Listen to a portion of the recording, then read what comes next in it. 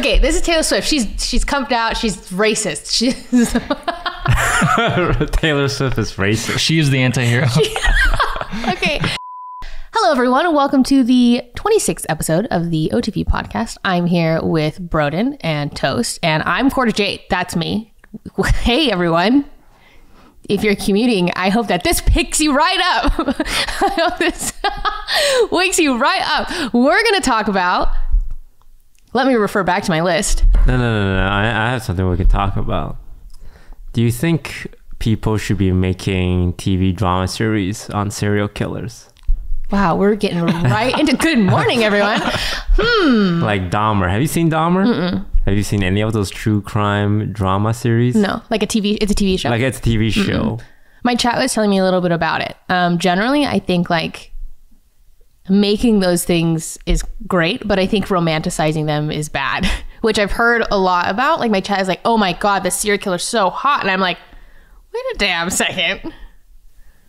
Yeah. Well, I think Dahmer is an interesting one because apparently they read through all of like the like crime reports, articles, witness accounts, and like tried to recreate it as true to life as possible. So picture like the families of the victims watching this and basically seeing a one-to-one of how their relative died. Oh, wait, is that the one that the family didn't give permission? Is that...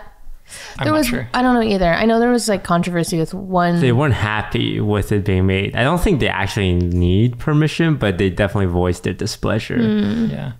Yeah. He's also played by Peter Evans, who is traditionally considered very attractive. And he's playing this world-renowned American Horror Story serial killer.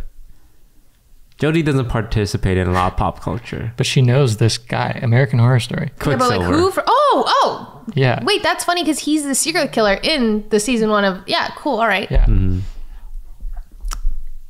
So should shows like that be made?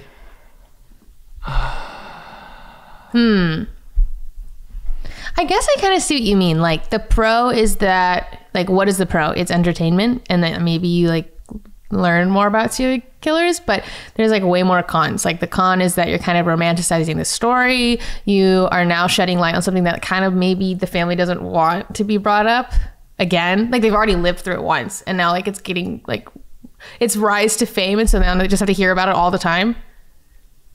I feel like there's a lot more cons than pros, so probably not. But also, I don't know, because think about like the most popular podcast ever is like true crime podcast. Yeah, that's what I was thinking of. We're doing a podcast and they talk about true crime all the time because people love true crime. And this is just like, well, this is just a video version and we're reenacting it. Well, okay, I've never listened to a true crime podcast, but I've like, it's been on my For You page on TikTok, and people will be talking about how like they love listening to it because it prepares them for like real world stuff. If they were ever to be in a scenario where like they need to trust their gut or something, they always like put fingerprints in their Ubers and like rip out their hair and put it in their Ubers. I've heard Brooke say this. Yes. Which, I mean, that is honestly, like, we live in a scary world. That's not a bad tip. Like, if you are Ubering by yourself, like, I've left a fingerprint on a couple of my windows. But that I can really see is only the true pro. Well, what's funny is Brooke's mentality there is, like, if she's dead, they're going to catch him. Yeah. Wait. Which is, like, it's not really helping you. It's just like... Oh, well, if they kidnap you, you might have time to maybe survive. But no, I agree. I do think like if I'm gonna get kidnapped, like you're going down with me. Yeah. So, what is your opinion on it? I don't know. I really don't have one. Just whipped out this question with no opinion. Like I remember watching it and being like, "Wow, this is a good show," but it's kind of messed up that the victims of the family would have to like see this everywhere, right? Because I imagine like I don't know my dad being murdered by a serial killer. It's like very famous, and then 10 years later the serial killer is being played by Peter Evans on Netflix, and I'm trying to scroll through. It's like that's gotta be not easy to see, but the show is good, but does that make it okay? Yeah. Also, like, it's like #1 in Netflix's top 10. Like, Yeah. everyone's watching my dad get murdered, like that kind of thing. But they are being like really faithful in like replicating what happened. So, but true crime is very popular on Netflix and podcasts right now. Is it okay to listen to Kanye West? Like his music? Yeah. Wait, okay, I'm a little out of the loop with most things. Can someone fill me in on Kanye West? Like, I know, like, generally he's been kind of crazy lately, but like, I don't know why. Like, I don't really know what's going on. The short and sweet of it, he went on a news network show with Alex Jones, and there's just this clip of him saying like, Alex going like, it's not like, Yeah. you know. That's the guy who goes, they're turning all the frogs gay. Yeah. I have never seen this man in my life. Who is this? He's like a Fox News anchor who just kind of like spouts. American far-right, alt-right radio show host. Yeah. And prominent conspiracy theorist, okay? Yeah. Okay, so he's... So like he's already kind of a crazy guy. Yeah, so he's on a news... Yeah, Kanye went on his show, and Oh. there's just this clip of him going like, I like Hitler. Like, Yeah. just Saying that. A bunch of just anti-Semitic stuff. Yeah, basically saying like What? Hitler wasn't such a bad guy. And then Alex Jones, this conspiracy guy, is the one being like, hey, maybe pull that back. Wait, what the fuck? Recently? Yeah. Yeah, like a month ago. Yeah. Oh my god.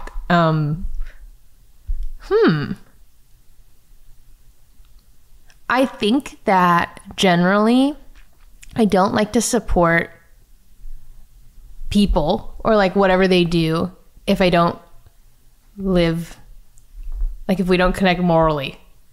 That there's like gray lines here and there. Like, but for example, the first one I can think of is like I don't really like to buy things from the Kardashians because I generally think like they're pretty bad for like the beauty standard or like the influence that they have. So Let me try to like paint this for you though.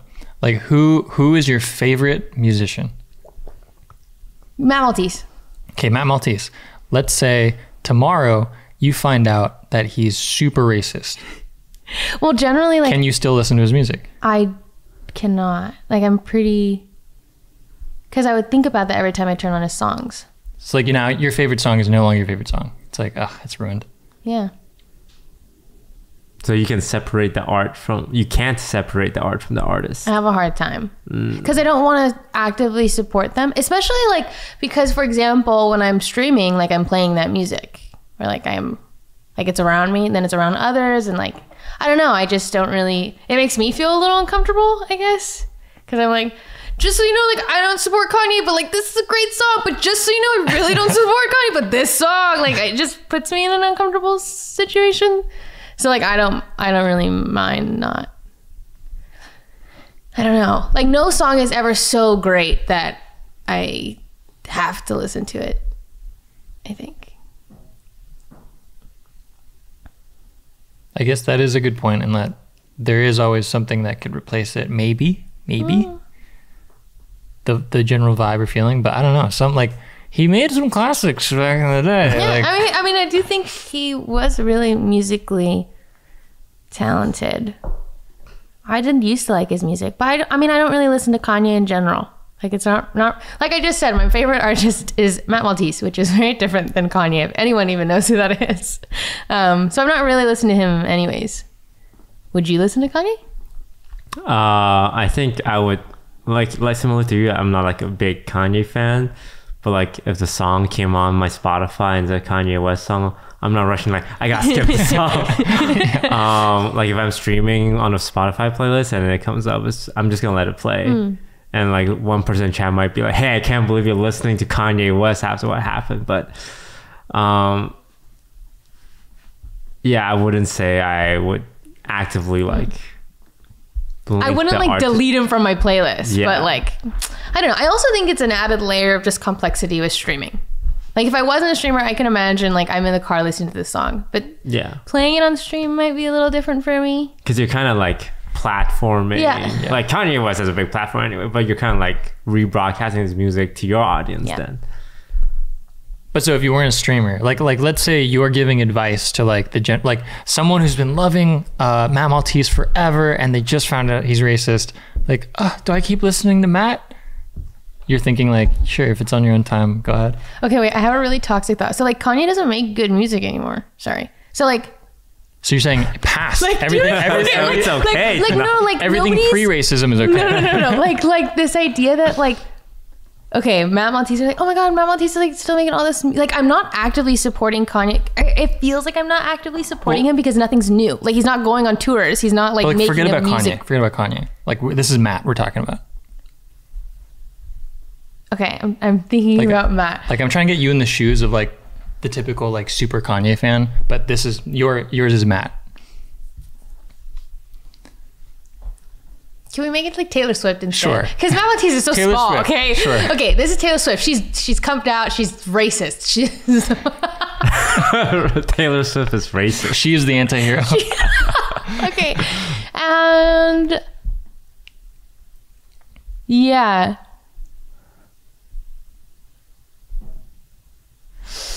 I don't know. Like, I'm not removing her from my playlist, but I'm not also like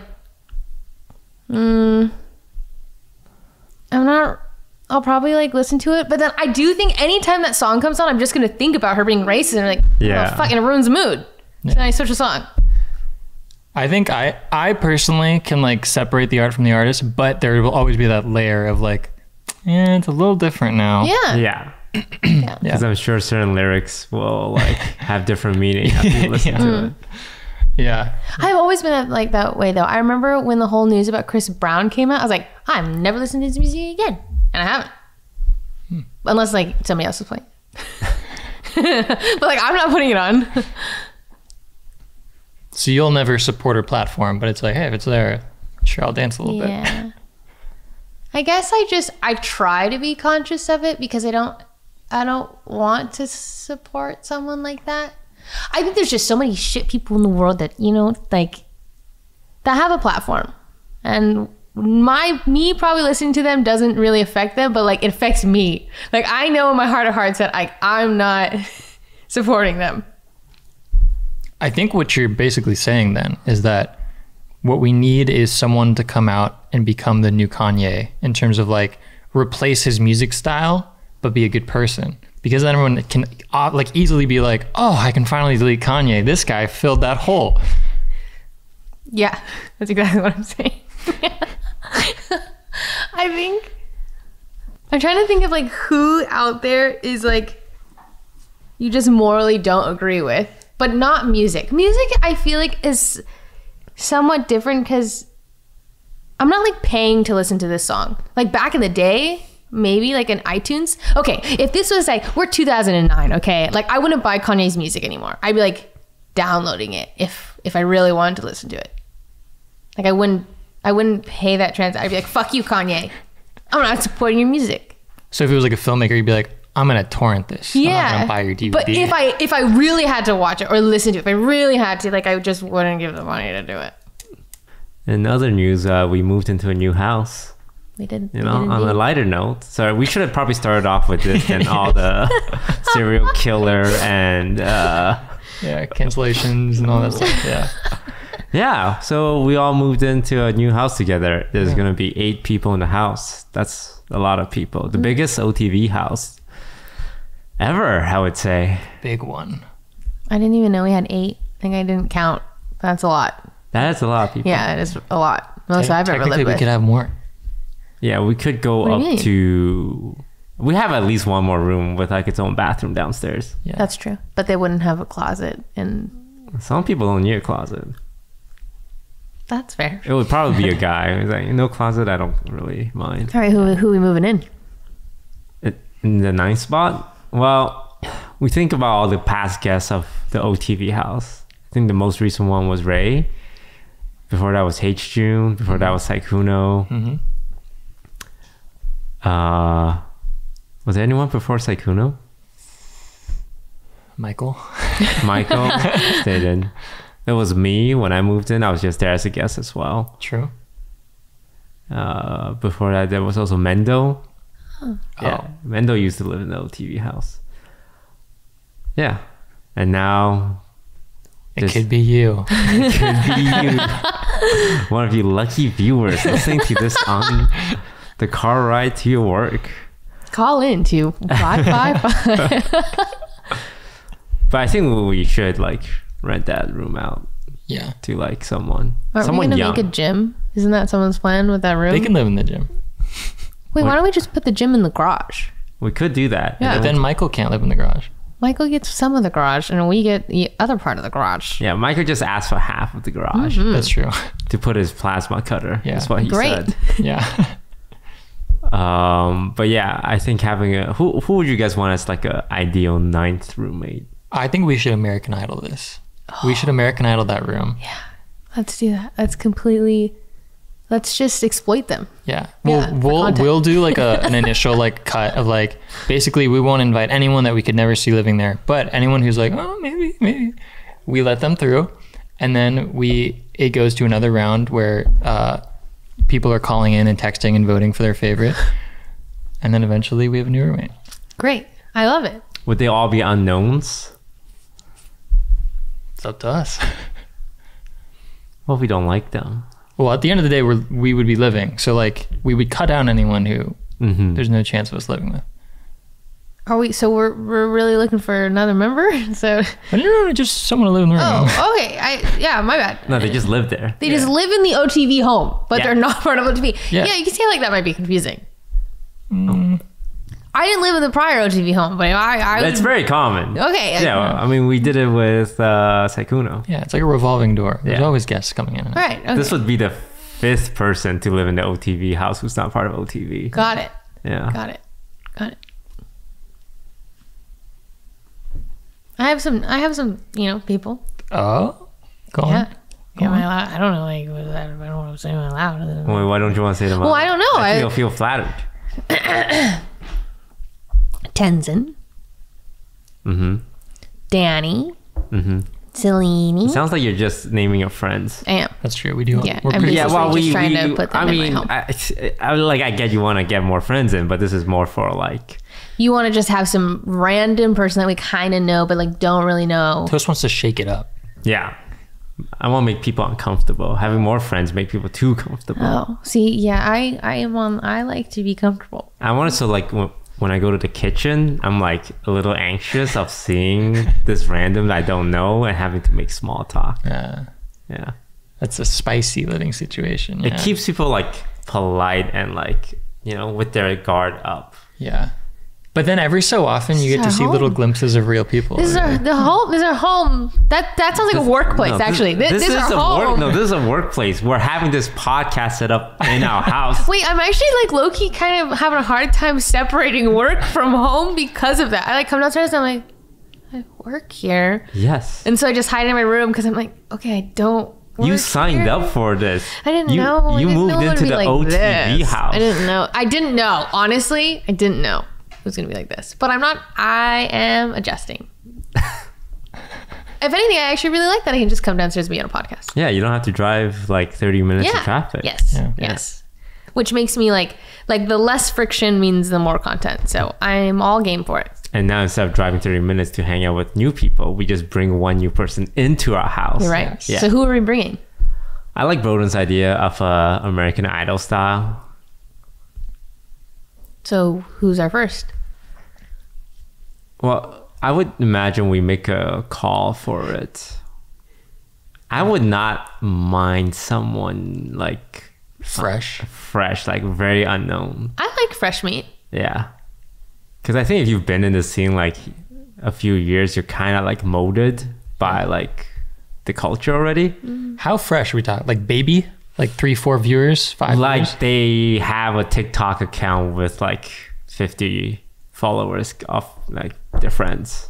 Oh, okay. Yeah, that kind of like where they're trying a little bit and you can kind of see their efforts, but like zero following really.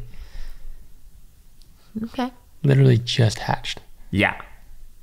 Is there an age range? Is there a cutoff? Like, could it be a 50-year-old? I would like them to probably be like the youngest person out of everyone. Oh God.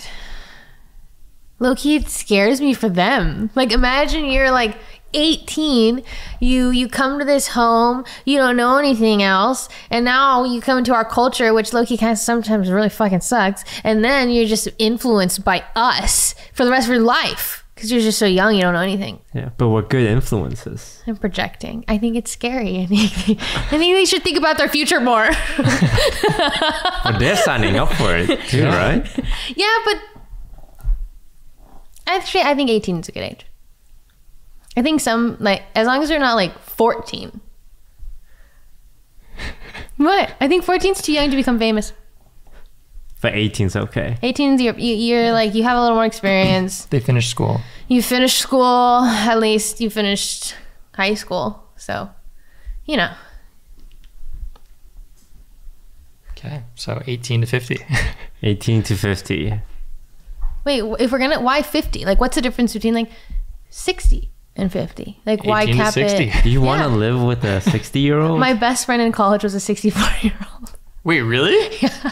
Can I hear about this a little bit? Her name was Cheryl. I love her to death. I didn't make a lot of friends in college, because I was basically just like going to school full time, volunteering a lot, working part time, and she was my boss. And then I would stream. So I like just didn't like really involve myself, or like I couldn't really balance having friends and school and all that other stuff. So she was my boss. We just like hit it off. Like the first day of work, she ended up staying late because we just ended up talking the whole time. Like we just hit it off. But yeah, she was 64 at the time, I think, when I started. I think she was 64, 63. But yeah, she was great. That's interesting because like Toast and I were literally just talking about how we were in school. It's like if someone's 2 years older than you, you're like, well, they're like out of my age range. Yeah. They're not like. Well, I think that generally that might like, I think that, okay.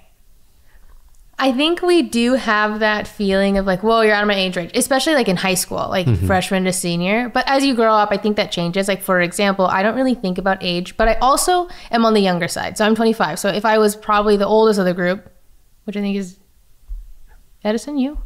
Someone's older. I don't remember. Scara? It's someone. Basically what I'm trying to say is like, I don't think about age that much. So when I'm interacting with you, I don't think Toast is 31.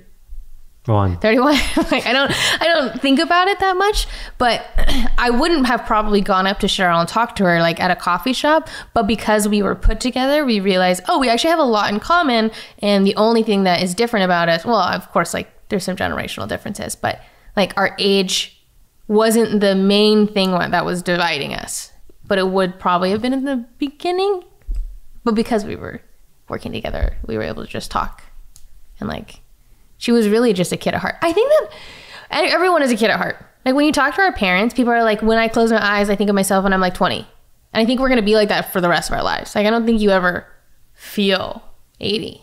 Honestly, you're kind of selling me on a 60-year-old because my mind started going to like the just dynamics it shoots and like how we would play into like, oh, can someone hold like Cheryl's hand? Like she needs a little help getting down the stairs. Oh, Cheryl. We just have our designated old lady. We love that. Yeah. It makes me feel it's like a sitcom. Yeah. I want to create a sitcom. I'm watching a lot of Friends lately, and like I'm just like obsessed with this idea of a sitcom. I mean, our lives are kind of like Friends, like young adults living in a popular city.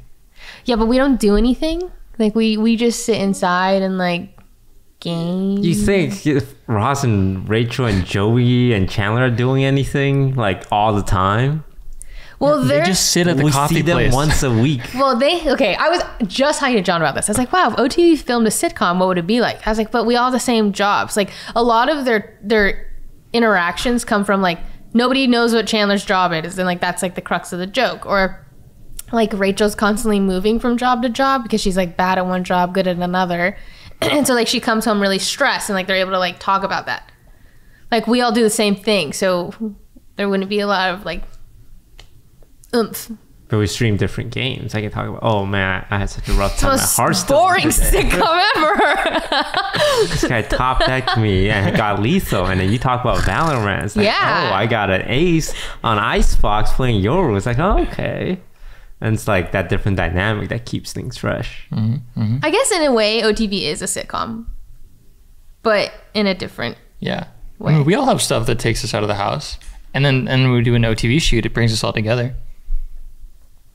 We'd be a good sitcom. Sorry, I was trying to think of like, what do we do outside of the house? What do you do outside of the house? Anytime you, like, let's say Sid has a modeling thing that she has to go to. Maybe you have a sponsor activation. Maybe that's work related. John's buying yeah.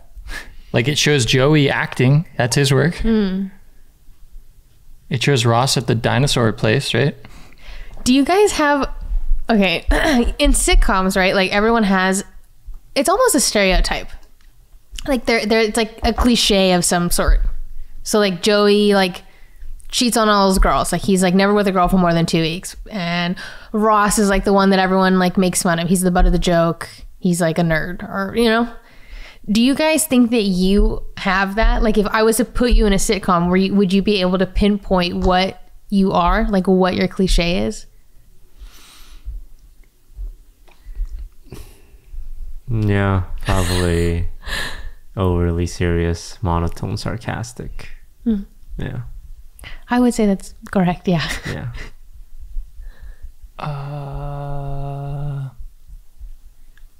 I would say, I feel like I wouldn't be a main character. I would be someone where like the main characters show up at a place and they're like, why are you here? You're like Gunther. I'm constantly Gunther. You are the guy who works at the coffee shop and loves Rachel, and your only joke is that like you come in when Rachel's like really sad and she's like, man, I want a hug, and you're just like hovering behind her staring at her. What? How's that what I described at all? Like you're not the main character, but you're there occasionally. No. You're saying, because you're describing someone who's always at the same place. I'm saying like each time you guys move to like let's say it's the concert episode, like for some reason I'm there and you run into me, or then like you're at the museum and then for some reason I'm there like fixing the monkeys. It's like, so you don't want to be Gunther? If you want me to be Gunther, I'll be Gunther for you, sure. It's not a flattering role. It's not. I can see you as like, you're kind of this enigma type of a character. Like you don't have a specific role, but you're just around. Yeah. I feel like I would probably be like the what is it called? The Deus Ex Machina or something, where like you guys run into a problem and like, and then like the writers just use me to get you out of it. Like I show up with a hose when you need it or something. We should make a sitcom. I was telling Brodin I want to film movie trailers, but no movies. Sean had that brilliant idea and I was like, that's brilliant. Let's do that. I think we've had this idea for a while. It's like the typical, very cliche, blah. Yes! Yeah. Yes, and it's like us as I just think it'd be so great. Yeah. Yeah, I like the video for that. It's like every movie trailer ever, but it's not actually acted out, it's just voiced. And then we would just act out the trailer. Oh, that could work too. I've always wanted to do movie trailers like this because the fun part about it is that you can create like the most epic or crazy movie and you don't have to pay off any scene. You don't have to finish it, conclude it well. It's just all the big moments that get someone hyped. Yes. Yeah. I also want us to each do a movie recap. Well, Sean and I did one. Yeah. What do you mean, like each of us do? Like we are the voiceover to what happened? Yeah. Yeah. We each get a movie and we do a movie recap of it, like 5 minutes long, like the one you see on YouTube. Right. I love that movie recaps, by the way, because I never watch any content really. I love movie recaps. Do you mean like we would watch the movie and recap it, or we would watch the recap and have to like give our random commentary? No, we watch a movie and then we do the movie recap and like narrate over it and write the script for it. It was pretty fun when we did it. Yeah. The best thing is just like overlaying like what you're saying with the movie scenes to make it match up. Yeah. Yeah. I remember when we went camping, we just put on a movie recap and like watch it from a phone, all 10 of us lying on the ground. Well, we never finished it, so I don't know how it ended. And I don't know, I actually tried looking it up after that. It's a Brazilian Yes. Netflix show. And I tried looking it up on YouTube. I can't remember what the title was, but I couldn't find it, and like they didn't have the recap. I don't know why I couldn't find it. So I still don't know how it ends.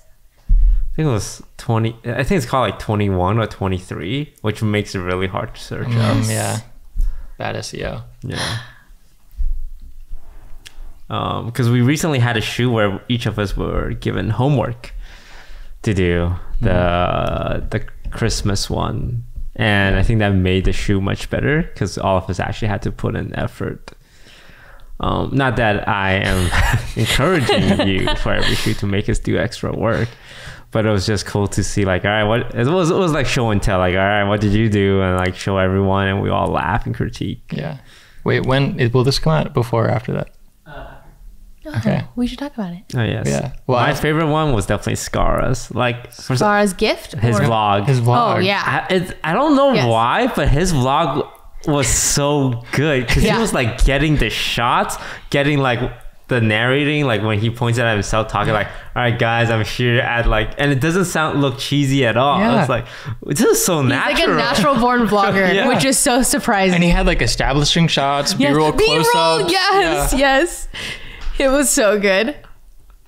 Yeah. It was just himself as well. Like he didn't have anyone take any videos from him. It was just and he also experienced that problem I have is like when you're vlogging in a store and people are around you, it's so embarrassing that you don't do it, even though you should and your editor will thank you for it. But like just knowing people are around you as you're talking to the camera makes you feel so out of place that you just don't do it. You weirdo. Talking to yourself. I vlogged footage for Yvonne's gift and I couldn't get the shot because people kept walking by. So I had to I probably have 4 or 5 different takes. And I'm just repeating the same thing over and over and over again. And it never even ended up in my vlog. I was like, I just did this for fucking nothing. Wait, why were you like redoing it? Because I would like do the shot and then someone would walk like right in front of, I would like pan to like, oh, okay. Basically I was like, oh my God, legal edge, blah, blah, blah. And I was like, and this. And I would go like this and someone's in front of it. I'm like, fuck. So then I do it all over again. And I'm like, and this, or something else happens. Or like, I was like, okay, this is the wrong, then I gave the phone to John to do a different, just didn't work out. It didn't even end up in it, so. Also, I mean, I'm just saying with that kind of stuff, you could just like, oh, they walked through it. Redo that last part. Because it's going to be chopped up anyway. That's true. I don't think like that. I'm not an editor. No. Like having some editing knowledge, I think helps in every way. I have none. Yeah.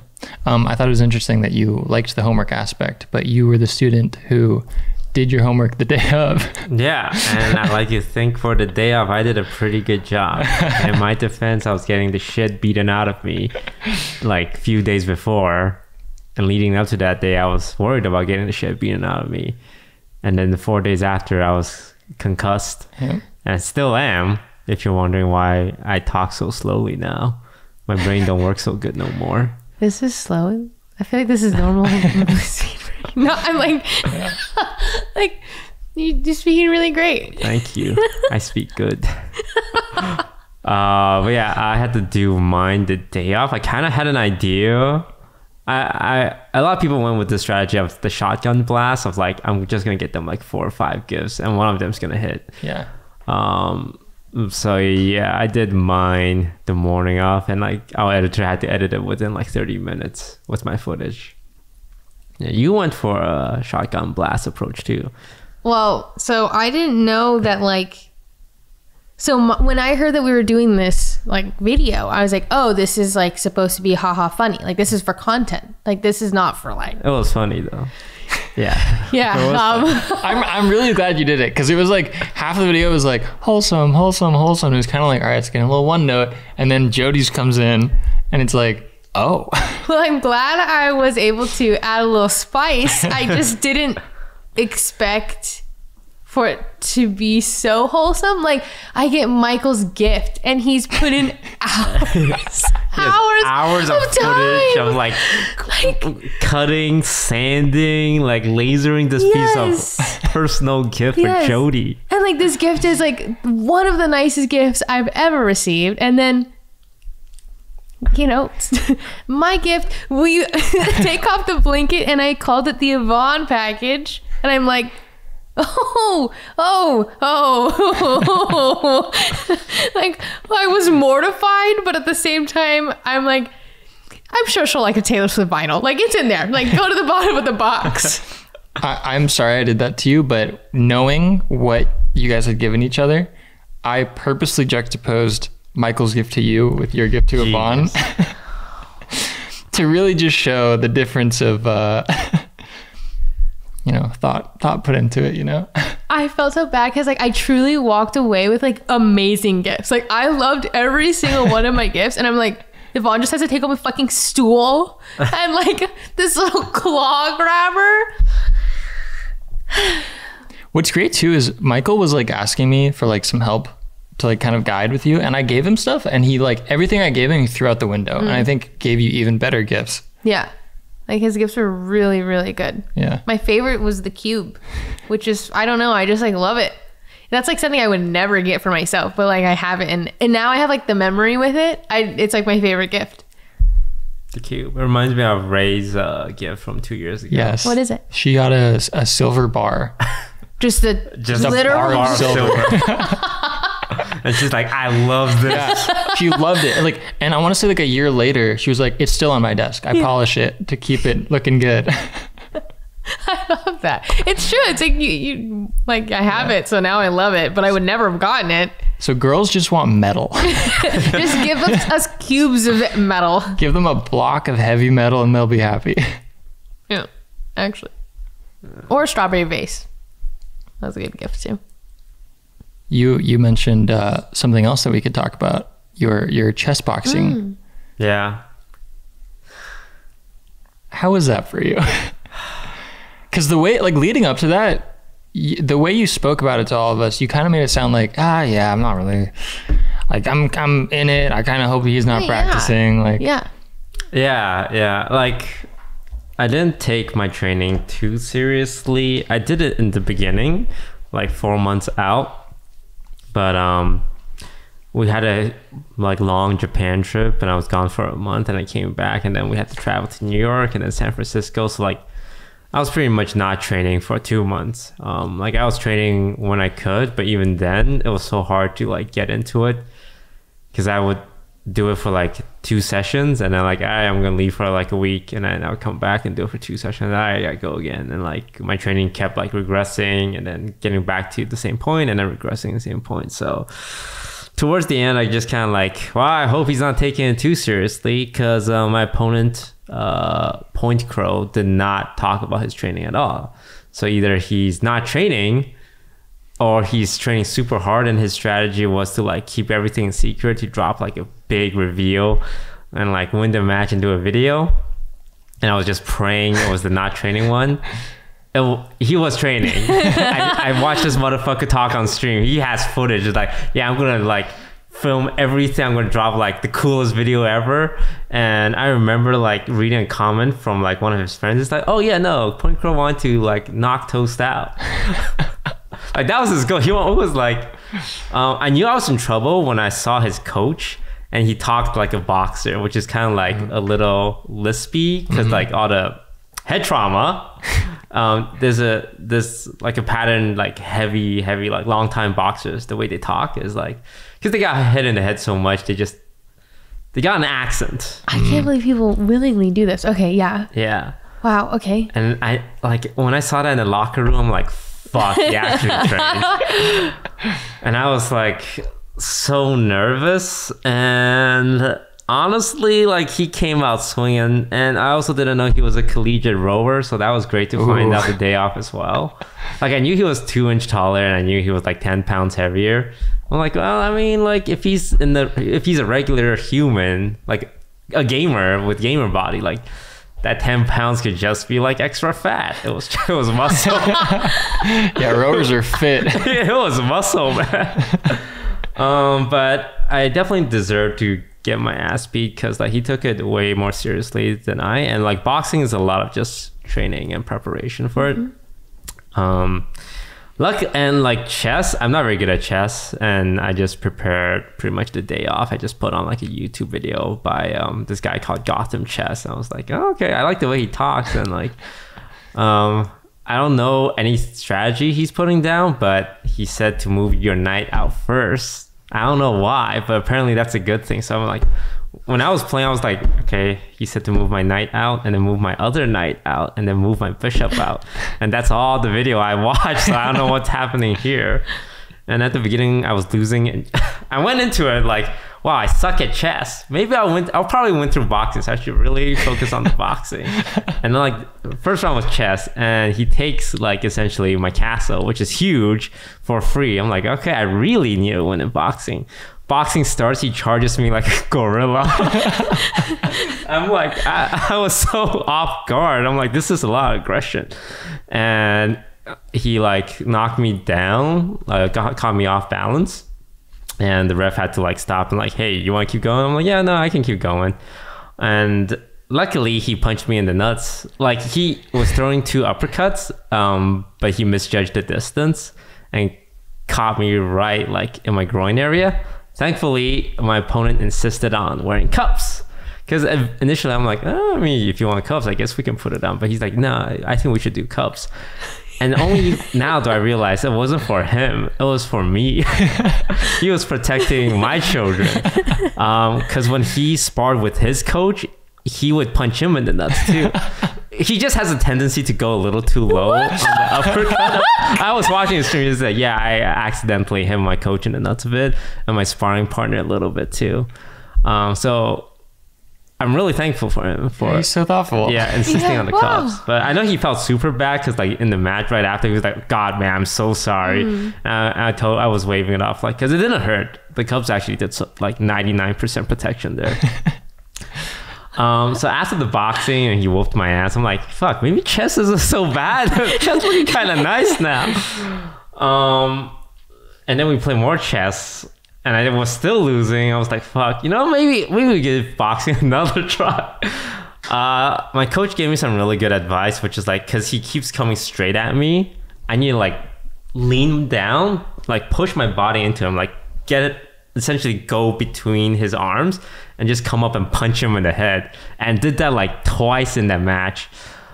And the first one didn't phase him, but I think the second one like rattled his head enough so that when we went back to chess, he made the worst move like you can in a chess. It's called a forced blunder, where I have to take his queen.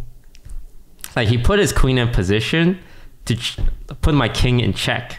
And normally your king can move, okay, let me get out of danger, let me move it this way, maybe move that way. But a forced blunder is like, there is no legal move for me but to take his queen. Because initially I didn't see it. I'm like, oh, I need to get my king away. But that move made it so that the only possible move I can make is to take his queen and like have the biggest advantage. So once that happened, I was like, okay, I can win in chess because I don't think I'm winning in boxing anymore. So in the third round was just focused on like trying to live a little, but you can't go all defense, so I was still trying to punch him. But he, again, it was like fighting a gorilla. I would like punch him in the head and I would see it like stun him for a second, but he just came back harder.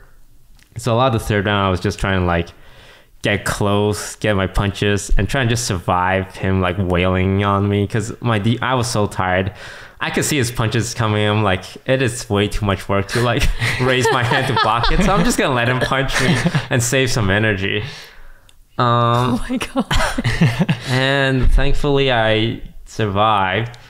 The ref just let us keep fighting. I swear to God, the ref should have stepped in at some point, but I think everyone was enjoying the show. We're like, yeah, keep fighting, man. You're putting on a great show. And I survived, and I won the chess portion. And I'm still concussed. I know this because I don't like bright lights. Like we were hanging out in the theater room. I'm like, I wasn't looking at the screen because I can't. It was giving me a headache. Wow. And we had an OTV party the other day, and I was like, I saw a huge crowd, and I saw like a lot of my friends. Like I remember seeing Ludwig like in the kitchen. I wanted to go over and say hi, and I just turned around and went to my room because like the noise level was too high and it was hurting my head.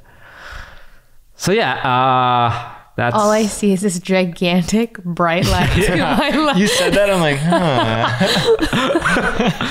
But yeah, that was my chess boxing experience. Would you do it again?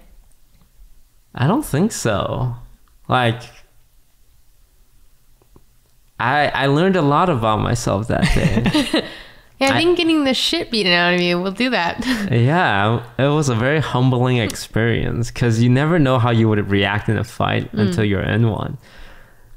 And it was hard. It was like, and the way other people was fighting, like the other matches, it all looked really one-sided and like done within the first round. And ours just kept going. And we were just like punching each other in the head for so long. And I was thinking like, is this how the other matches went? Because I don't remember other matches just being like two guys just wailing on each other. So I don't know if I would want to go through that again. Where it's kind of like evenly matched to a point where, all right, you guys are doing pretty well, so just keep going. Like I would have preferred if one of us just got out like within the first round and saved both of us some brain damage. Did he walk away with any injuries? Do you know? He also had a concussion. Okay. Yeah, I mean, hey. Like we were both laid out on the floor in the locker room, unable to like move, and the EMTs had to come in to check on us, and like we got a real doctor, and he's like, "Yeah, you guys both have a concussion." Wow. Oh God. Yeah, it was pretty bad. Well, it was hard to watch. Probably harder for you to, but I didn't go in person because I just have a really hard time like watching my friends get beat the fuck up. So like even when I'm watching on the screen, I'm like, like I'm like not like my eyes are closed, or like I'm like looking kind of at like the corner of my eye. But like as soon as he punched you in the ball, there must be something like, I don't know, genetically wired in me where like I hate him. Like I saw that happen. I'm like, oh, I hate you. Don't ever. I hope I never see you in person. Like Cindy and I were texting. She's like, I hate him. I was like, no, I feel the same way. I was like, fuck this guy. Just beat him the fuck up. Get him. Like we're all calves going because she's in there in person watching, and I like either way like.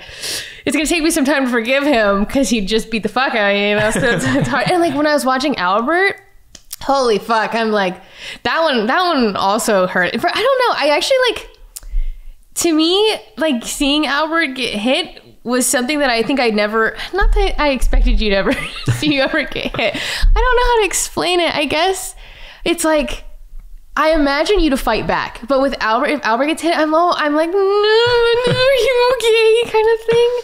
I don't know. It's just hard to watch your friends get hit. I can't believe we all got into boxing. I would like us to not. I would like us to. We should, play chess. Or John's getting into boxing, huh? Yeah. No, I literally was like, John, please don't ever. Like, I'll support you, but like, really, it would be so hard for me. I like probably won't be in the crowd. Like, I can't imagine watching him get beat the fuck up. Like, I'm gonna run into the ring and I'm gonna beat them the fuck up. I don't think I can like stand by and watch that without like. I don't know what I would do. It'd be really, really hard for me. Yeah, I know what you mean about box though, because he's not involved in any stuff like this. Yeah. He's not like, into YouTubing or Twitch. He just plays his strategy games. Yeah, and he's pretty like awkward and reserved. So you don't think about like Albert doing YouTube boxing, and he did it, and he won. And he was great. It's just like seeing him get hit. I was like, don't hit him. Like, I know that's what he's here for, but like, yeah. So you would never do boxing like that? I wouldn't. I also think like it's kind of how like growing up, I didn't play a lot of sports. Partly because I just don't like all the attention being on me. Like for example, I'm playing basketball, ball gets past me, all eyes are on me, I freeze. I suddenly like don't know what to do. And I'm also just like not really physically gifted. So I'm pretty bad at that kind of stuff. I'm sure I could train and get a lot better, but I just like don't like that kind of spotlight on me. And like, for example, you get really injured when you play sports. Like I know so many kids that grew up like playing football and soccer and they just have injuries. So I was like, oh no, I'm good. And boxing is like, you get the most injuries. Like you have a concussion, like everybody walks away injured. And I'm like, I don't want to do that. Also, like my dad grew up playing a lot of basketball. So like he has a bad back, a bad neck, a bad knee. Like everything is fucked up. But my dad, like he sleeps, he's like, ow, ow, ow. I'm like, I don't ever want to do that. So I don't know. I do think like it can be entertaining, but I like have zero desire. Unless like I'm going to box someone that I absolutely hate. That will motivate me. But I don't think I really have anyone. You should start using John's boxing game. That'll get you prepped. Yeah. Yeah, we have a lot of boxing stuff. Scar bought Michael a whole ass boxing arcade machine. Oh. Yeah. Yeah. Did you see the one that like was played in Japan? Mm-mm. It's like when you like punch a dinosaur out of the solar system kind of thing. No. Yeah, well, he imported that for Michael. It's pretty much one of those arcade ones where it drops a ball and you punch it, like the one you see at Like all the Yeah. Like the entire machine is just in Michael's house right now. Like we just went over and we're like, what the fuck is this doing here? Yeah. And then we had 2 boxing gifts from the Christmas one. Mm-hmm. Yeah. The Lily Pichu lookalike. Which scared the fuck out of me the other day. Yeah, because it was you. It had to have been you. What? Who put it? Michael put it there. Oh yeah, because he didn't have space on his bike. So he said, I'll come back for it. But so we went down there, right? And it was like in the middle of the room. And then somebody placed it right in front of the door that is just a giant pane of glass. God, it freaked me the fuck out. I'm like looking for a package. Yeah. It got delivered in the wrong place. So I walked down there and then the blinds were down. So I was like, oh, it's kind of funny. Like that looks like somebody was like peeking out at me. Well, no one's going to be there. Like it's like 2 a.m. And I see fake Lily like with the sweatshirt on and it's just in the window. And usually like in games when I'm scared and stuff, I scream because like generally like I know I'm safe, but it's like it just comes out of me. But like in this moment I was so scared I felt my whole body go like I was tased in a moment. Like I literally felt so much like tightness and I just like stood there ready to like kind of run, I guess. And then I was like, oh my fucking God, are you serious? So I ended up moving it because I was like, I don't want anyone like who's delivering food or like Amazon packages to get fucking terrified of this fake Lily. Yeah. Honestly, they shouldn't be delivering to that door. So I think we should put it back there. That's true. We do not deliver here. That's how I found out. I was like, oh, they left my food at the wrong door. So I went down. In the corner of my eye, I just see the sweater. I'm like, wait, why is there a person there? And I got freaked out. And then like, I felt so stupid. Like 1 second after, I'm like, fuck, I fell for it. That's my sweater. I got to take my sweater back. I think that'll help. I actually thought about it. I was like, would I have been so scared if it wasn't in a hoodie? Like I was gonna take it off, and then I was like, oh, I don't know. Brodin's not here. Yeah, it's basically a mannequin. Yeah. In Lily's hoodie, which just makes it more real. Yeah. Did it have the wig on or just? No. Don't get any ideas. We did that in a previous OTV house as well, where we put a head at the kitchen window. And every time I walk by, I'm like, fuck. So this is the new version of that. Whose head was it? Why did you have a head? It was like one of those mannequin heads as well. I think we did it for a shoot. This was 2 houses ago.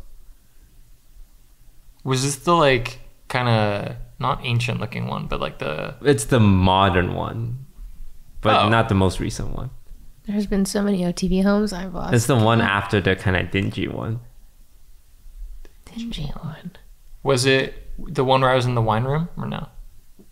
The one before the wine room. Where it's like a long walk-in. Oh, yeah. The one with the giant master. Yes. Yeah. Yes, I remember this. There's been a lot of OTV houses. Oh, that one. Sorry, I just remembered it. Yeah. You walk in, and to the left is like a little thingy, and it leads to the kitchen also. Yeah. I remember that. That was very long. When we got Robodog, right? Michael did his Robodog video in the wine cellar house, but we may have gone the actual dog before then. What happened to Robodog? Yeah, we still have it. It's just not being used. He won't wake up. Oh, he's dead. Robodog. Apparently, I kind of forget. I'm blurry on this, but we tried to use him on a shoot, and he turned on. But then like we couldn't control him. And we're like, what's going on? And Michael looked into it, and you have to like renew the license or something. So renew it. So not only is it like however much money, I forget how much we spent on it, like 100K. Oh my God. You have to pay to renew the license on it. Is it expensive? I imagine the license has to be like the cheap part of it. I mean, it's probably a couple grand, but what? still. For a license? Yeah. Never mind. Don't renew that. He can sleep for all of eternity. Robodog reminds me of when I was in high school and I got Rock Band and I played it for a week. After I'm like, yeah, I'm done with Rock Band. Except way more expensive. I did not know it was $100K. It's a robot dog. I mean, I just didn't really think that anyone would be dumb enough to buy a $100K dog. Hey, we got 3 videos out of it. Oh, Itself, that's not bad. Wait, like it was working for those 3 videos? Yeah. Maybe 4. We did like the announcement video with it. I put like a dartboard on it. It was like walking around. Michael had his video. Nice. I want to say it showed up on a little more. I guess that is worth. I just remember kicking him or something in my announcement video. He was there. Yes, that's when we found out he wouldn't stand up. Oh, poor guy. Yeah, he just would only stand or something. Yeah. No, it's all coming back to me now. Yeah, in that video, you guys were supposed to like beat up Robodog, but he wouldn't turn on, so we just had you like get angry that he was sleeping. Yeah. I actually can't even believe that was basically a year ago. Like, I'm pretty sure. Sometime. You've been around for years. Yeah, isn't that weird? I don't even feel... It's your 1-year anniversary. I feel like you just joined. That's how I feel. I basically feel like I've just joined. Even though I feel like we've also done a lot together, it almost... I think because I didn't live in the house, it didn't feel like it. I feel way more part of OTV now that I'm in a home with you guys than I ever did in OTV. Which maybe that's the true OTV experience. Maybe that's maybe that's the crux of OTV, you know? The heart of it. It's not an OTV house until you go through some drama and you're all sitting in the living room talking about it. Yep. I fully signed up for that. I knew, I'm like, okay, we're moving in together. There's gonna be drama. But that's human nature. There's just drama. It's a lot of fun. Like in the moment, it's like, wow, this is like, I'm sorry it's happening, but this is pretty exciting to like witness. Well, what if you're the drama? What if it's because of you? I like being drama. I think it's fun, like to navigate those social situations. It's a game to you, a social game. Well, you psychopath. Because I'm pretty confident any drama I'm involved in, I'm generally like not the terrible person. Like I might have like an unpopular opinion, but like I know I wouldn't be like, oh yeah, I hate this person and I did this really shitty thing or like said this really terrible thing. Like I feel like I would always be in the quote unquote right. How do we tell him? Yeah, I mean, I don't love being in drama though. Like I feel like it's very tiring to stress about that. But there's also a small bit of excitement. I do think drama is a very quick way to bond. Like it does bring people together in a really shit way. Did you say drama or trauma? Trauma too, though. Like, yeah, absolutely. But like, I do think like having a common enemy, it's like basically that. Like you have a common enemy and it brings people together. And also like you generally gather and talk way more than you ever would. But we have yet to experience that. I have yet to experience the OTV drama sitting in a living room where everyone talks. I'll keep you updated on how I feel in the OTV experience. You don't strike me as someone who would be involved in drama, though. Because you're very accommodating. Ah. Yeah.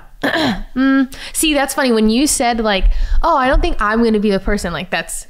like, I think I'll be able to navigate it, or I probably didn't say something or whatever. My fear is that I am unintentionally going to say something or do something to hurt someone really, really badly. But like, I didn't mean to, but like, oh, I've already fucking done it. And then I'm going to be in the drama. Like, well, it's like, what can you do other than apologize and like try to be better? But you've already like done this terrible action you didn't mean to do. Well, if it was so terrible, I don't think you would do it accidentally, right? You didn't even realize. Yeah. Yeah, like, what if, I don't know. Like, like an offhand comment was so terrible that it just crushes someone's like entire self-confidence. I think you would know that. I would know. That I do intentionally. I mean, like, I don't know. I'm projecting. But basically, like, I'm just scared I won't do something. Somebody won't tell me and there's going to be secret drama. I think, if anything, someone would be like, oh, yeah, Jodi made me feel bad the other day. Yeah. Yeah. That's more a personal dynamic thing. I wouldn't say it would devolve into drama. I hope not. I do really like hope that everyone in OTV gets to a spot where we can like come forward and be like, oh, that joke like didn't feel good for me. But like that person could be the butt of the joke, but like I can't, or like whatever. Like I want us to like be really transparent about that kind of stuff, because I don't know, content's hard. I was talking to John about this the other day. Like I don't ever feel really confident like being in OTV videos. And I'm like, does everyone like just show up and they're like, hell yeah, like I'm gonna crack a joke and this is gonna be funny. And I'm like, I don't feel that way, but everybody else looks like they feel that way. But are we all like, you know, we're all like not feeling great about that? Or like, are people really confident in that? Like, I don't know. I mean, I spend like an hour beforehand, like thinking about all the jokes I'm gonna say. Like, I'm gonna say this, and this situation pops up, I'm gonna make this kind of witty comment so that I appear good on camera. He memorizes his lines before the shoots. Yeah. Oh God, like okay, I'm like not funny in that way. Like I wish I could like think about like what I'm gonna say, but I feel like my humor is more like reacting to a certain thing that's happening. But I don't know. I never know what's gonna happen. Yeah, you have great reactions. That's great. Yeah, that's good. Yeah, that's good. We need actors and reactors. Yeah, maybe that's your character. I'm a reactor. Yeah, reactor. Wait, like this comes back to what I was asking you guys earlier about like your sitcom persona. Like, it sounds like you guys are very good at perceiving yourselves. Mm-hmm. Oh yeah, you didn't answer. Because I'm not good at perceiving myself. We did this terrible interview that I don't really want to talk about. But anyways, this person asked me, like why? Where did that come from? Dude, I have this. Okay, wait. This is okay. Sorry, I'm gonna ramble really quickly. I'm on stream. I'm playing a game. John's in my game. John's saying something, but something is also going on in the sidelines. And generally, like I have a really hard time.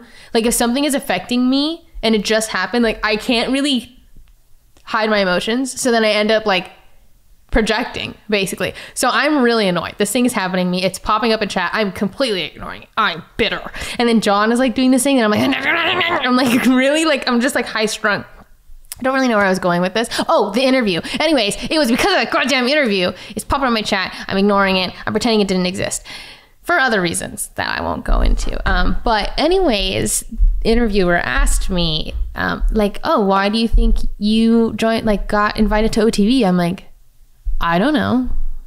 And they're like, you don't know? Like, you don't know why they would value you? And I'm like, no. Like, I was like, you can just like perceive yourself like that? She's like, yeah. And I was like, okay. No, I can't. Like, and then it was really awkward because I was like, I have a really hard time perceiving myself. Like, I have a general idea of maybe like how I make people feel, but a lot of times like I don't really know like what my cliche is, for example. Like I don't know what my sitcom character is, because like how do you just sit down and be like, I'm this? Like, I don't know. Well, I feel like it's kind of like a feedback loop. Like you do something and you don't know, and then you see how people respond and you're like, oh, that's how they see me. Okay. Like that's how I kind of came up with like my character that I gave you. It's like I feel like that's how like the OTV fans kind of see me. And I'm like, okay, yeah, I can play into that too. Yeah. Yeah. Anyways, I don't know. Next. No, please. I don't know. So you don't like it when the attention's on you? I don't want, when there is expectation, I don't like when the attention is on me. Expectation. Mm-hmm. That makes sense. Like when you're given the ball in basketball, it's Yeah. like, Yeah. hey, you better score. Yes. Yes. That makes sense. Yeah. It's like camera's on you. Be funny. I think I can be funny when there's zero expectation. But when there's like, be funny, I'm like, I don't know. That's why I don't do really well with like collaborating with random ass people. I'm like, I don't know how you vibe, and I vibe a different way. And like, it's like two kids in the playground, like playing with rocks, you know, like you just kind of sit there for a while. It's awkward in the beginning, but it's all like live streamed. So like you can't be awkward. There's like a moment where you just like have to get along. Yeah. Yeah. I remember the first time I ever collaborated with Ray. I got invited to a Fortnite game. I'm like super new, okay, to the scene. I'm probably averaging, I don't know, maybe I'm averaging like 800,000 viewers. I don't really remember. I am awkward, and it did become a meme in my community because like I'm on push duck, so thankfully nobody in the lobby is hearing me. But I'm like, what the fuck? Like, I don't know how to be right now. Like, this is fucking Ray. Like, what the fuck? And my community is like, talk to her. And I was like, nah, like I'm just gonna build. Like I'm just gonna shoot and like play the game because I just like don't really. It's like meeting people at a party, but you're not drunk. God, that's a nightmare. Right? Anyway. I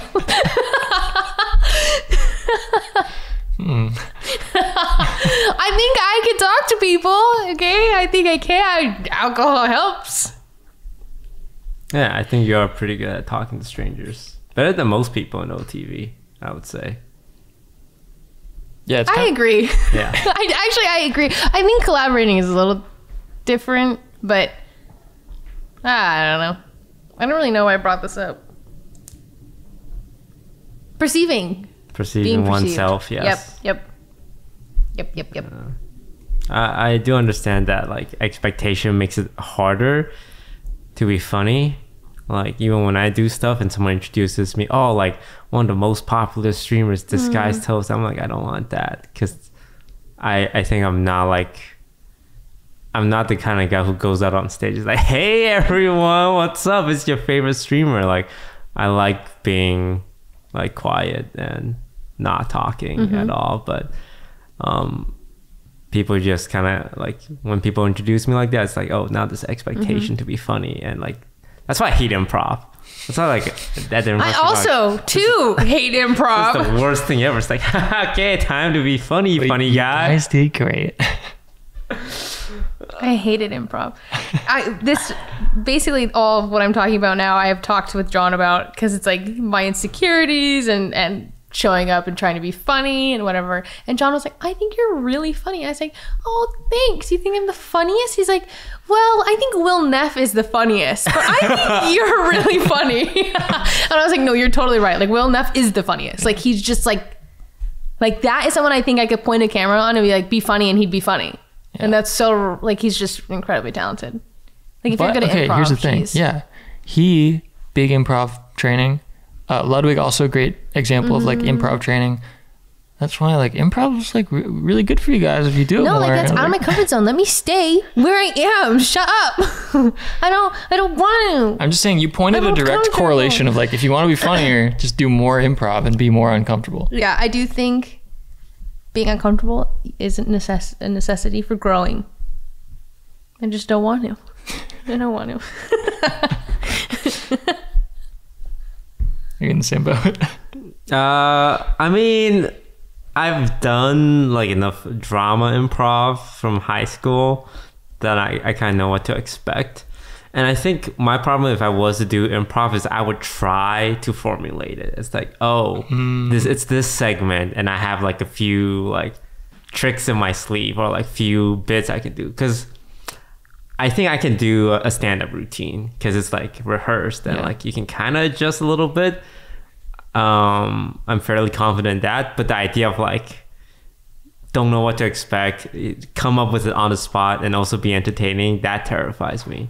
So if I were to ever do like, you know, a presentation or a whole bit, the second something gets derailed, or the second there's a heckler in the crowd, I'm like, fuck, I don't know what to say anymore. Like, because I like to think through everything when I'm like doing content. I don't like doing things on the fly. It's very nerve-wracking, especially like in front of like an audience or a social situation. Yeah. I've done improv like a handful of times, and like I'm actually kind of similar to you in that like in improv, like you start from nothing and then you'll build this thing and then it's like, all right, gone, next one. And I'm fine starting from nothing and building, but then when it's like, all right, cut it out, it's like, no, I had more. Yeah. I created this whole universe, now I just throw it away and make a new one. Like, yeah. Okay. Yeah. Yeah, improv is not not our forte. Yes. I am dog shit. I am literal hot dog shit at improv. Would you guys want to do it not on camera? Would you be more open to that? No, that's even worse because I'm suffering for no reason. What if it was an actual live show? Like we got like maybe a theater for like 30 people. Absolutely not. 20 people. No. 15. I love the idea of improv. I love doing with no eyes on me. I'm alone in a dark room. So you guys are opposites then. Are you doing it with someone? Yeah, I think I'm actually really good at improv in theory. Not like well enough, but like I think I'm able to like adapt and make if I'm comfortable. And as soon as I am uncomfortable, I'm shut off. I'm gone. I'm not in my flow state. But if I am really comfortable, I think I could. But not in front of 30 people, I don't know. Ain't no fucking way. Ain't no way. Okay, so like what if like you got to do like 5 like practice sessions where like with same people, everyone kind of gets to know your styles and whatever, and then you do a show. Would you be down for that? Yeah, I could be down with that. You could be the opener. You can do stand up. I would do stand up, yes, if needed. Like my favorite show ever is Whose Line Is It Anyways? Like I used to just grow up watching that. They make it seem so easy. Yeah. They're so good. Like it's just like, oh my god, like to be that funny is like I don't know, I'm so impressed by it. But I also am assuming they put in a lot of time and practice into it. It is definitely a craft. Yeah. Yeah, that was so funny. Should we go to viewer questions? That was funny. Yeah. Let me check for our viewer question of the week. Oh, here we go. One viewer asked, what's the youngest you are willing to go to date someone? Like, how young can they be? And is there a maximum age? Who asked this? Henry J. Okay, well, 18 is the youngest we would go, theoretically, and never Legally. younger than that. Would you guys date an 18-year-old? No. I don't think so. No. 18-year-old boy? Are you kidding me? Think about like you guys at 18. Not to hate on you. I'm sure that you were great for 18-year-olds. But you know what I mean? Like, you guys were probably stupid and immature and didn't have like a lot of experience. You probably did not know how to treat a woman. Well, you're just dating them. You're not like marrying them. Why would I date someone who's going to treat me like shit? What if they look like... I'm trying to think of a celebrity that Jodi really likes. I don't even know a celebrity that I really like. If I'm going to be honest, I have more women's celebrity crushes than I do men. And I would probably date... You know what's funny? Okay, I would date a younger woman. Yeah. I actually would date a younger woman. I think the young... 18 in general, though, is just too young. We're in totally different lives. You literally just like... I think you just graduated high school, right? 18. Yep. Yeah. Like, it's just different. 21 feels like a good age, I think, for youngest woman I would date. Guy, I think, has to be 24 at least. 24? Damn, Like, so fully developed brain. I'm giving them 1 year younger than I am, and no less. Like, yeah. What about the oldest? Oldest? Well, too old gets creepy. And, well, it's another thing, like, you don't want to be in a totally, completely different part of lives. I think 30-something. I don't exactly know what. Like, 35, maybe. I mean, shit, I don't fucking know. What's going to happen between 35 and 38? I don't know. 38 seems too high. Like, we're in totally different parts of our lives. You're like, you got a retirement plan and stuff. Like, I don't know about that yet. My final answer is 33 for both of them. Both guy and girl. 33. And you're 25 now. Mm-hmm. So 8 years. Okay. What about you, Brodin? Youngest, I think, if they were like really special, really cool, maybe 22, but I think 23 is probably the youngest. Because that's like, they've finished college. They've had like they've found themselves already. They've had like a year or two to kind of get situated outside of school and like knowing real life.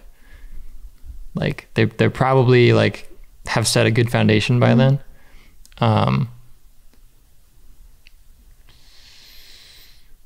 Oldest, I'm not sure. I feel like as women get older, they start getting scared about their eggies. As Is that true, Jodi? Are you scared about your eggies? I'm not scared about my eggies. No. Go on. Go ahead, Brodin. Finish that thought. Tell us more about what you know about women. That seems like a general thought is like for people who want children, they get worried that unless they've frozen them, their eggies will shrivel. So you're saying that you are scared that a woman will pressure you to have children? The older that they are? No, I feel like when I'm ready, like I'm down for children. But if I was dating someone too far out of my age range, I'm not going to be ready when they're like, hey, we got one more year for this, you know? So you said 8 years? Yeah. What would that be for me? I'm terrible at math. Don't ask me. I feel like that'd be like a safe number. Would that be like what, 36, 35 for me? I'm allergic to math. Toast? I have a concussion. Great. And I'm too lazy to pull out a calculator. So we'll just say 8 years plus Brodin's current age, which is? What I said, like 36, 35. 36, 30. I already did the math for you. Oh, you said 36, 35. So I was like, oh, it's one or the other. Anyways. Do we know anyone that's 36? I don't. That's why I also feel weird saying that. That's why I was like 33, because like I don't know. I'm like, Toast is 31. I'm like, who's the oldest person I know? Yeah. I'm sure like someone in my family is obviously that age. But Scar's what, 33? 32? 33? I don't know. I also think it's hard though because like our friends are not the average 31-year-old. Yeah. Like we just aren't. Like if I was to talk to my cousin at the age of 31, it'd be a completely different experience to talking. He probably has a kid. 31. Yeah, and like actually, a wife. Like yeah, all my cousins are like married and have children. 2 children even. But yeah. My realistic answer is as long as I find them physically attractive. Really? Yeah. Really? Yeah. I don't, like you're not saying that just like for bait. Like you genuinely feel that way. Like relationship. You're not fucking them. Well, you're probably fucking them, but like just like you're fucking them and it's a relationship. Like you are a partner with this individual. Well, I would date them, but like if it doesn't work out, then we gave it the old college try. I guess maybe we have different opinions on dating. Like to me, dating, like, wait, sorry. Are we like going on dates or we are dating? Like we're going on shook a hands date. and like, okay. Like an 18-year-old comes up to me. I'm not going to be like, oh, are you 18? I'll be like, yeah, I'll go on a date with you. And then later she says, oh, by the way, I'm 18. I'm like, oh, wow, I still like you. And we have great conversation. I mean, you're a little young, but I enjoy my time with you. And you being 18 is not a problem. And I would feel the same way if it was a 40-year-old. It's like, oh, I thought you were like 30. You were my age. And that's not an issue for me. So you're giving more like a predictive estimate of like... I don't see age is what I'm trying to say. Good God. As long as it's above the legal limit. Good God. See, I actually like my thing about like when you're 18, like you are so easily influenced that I wouldn't want to be romantically involved with someone so young. Because I wouldn't want, I don't know. I'm grooming them basically, but like legally. You know what I mean though? Like it's like, I think about when I was 18, I was stupid. And like if you get romantically involved with someone who is older than you and wiser, you generally like place them on somewhat of a pedestal. So like getting romantically involved with someone would be kind of scary. But like also, maybe, I mean, I'm just holding myself to a lot of responsibility for that. You just remind me of like there was a TikTok like floating around. It's like the caption or the audio was like, my husband told me he wished we had started dating 10 years ago. And I told him, if we started dating 10 years ago, you would have been arrested. Why did her husband say that? He meant it in like we're soulmates. like we should have found each other for, like earlier. I think if the conversation is like just dating and like not dating, like we are shaking hands, we are partners in crime, like you're meeting my family, but like we're going on a date, I would probably date older, but no younger.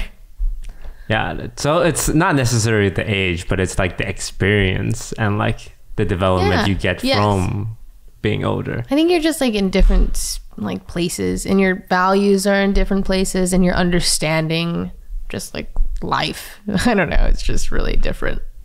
At least mine, like from me compared to like even my like last year self is so different. I was only 24. All right, well, I think we all learned something about each other today. Yeah, I learned so much about toes.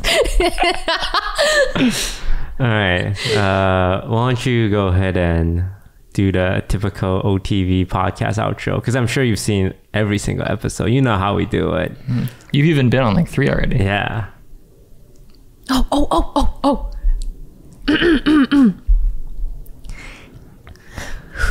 Remember when I said when I hated when all the attention was on me with expectation? Yeah, that's exactly what this is. Thank you guys so much for watching this OTV podcast. Remember, this was episode 26. I'm here with Brodin. Thanks so much, Brodin, for being here with me. Quarter Jade and Toast, thank you for joining me. Now, we are going to be filming our exclusive Patreon content. Now, if that is something that interests you, we're going to be filming the After Dark segment, and yeah, you won't be able to hear it or see it if you don't subscribe to our Patreon. So go do that now. Wow, I didn't even think about plugging the Patreon. The only reason I knew was because Henry told me to do it, and I was like, so that's why I was like, oh my god, I actually know what to say. Except I did like bump. There was a little bumps here and there. We were trying to bait you into doing something weird, but I mean, I would argue I did a little weird things in that. Well done.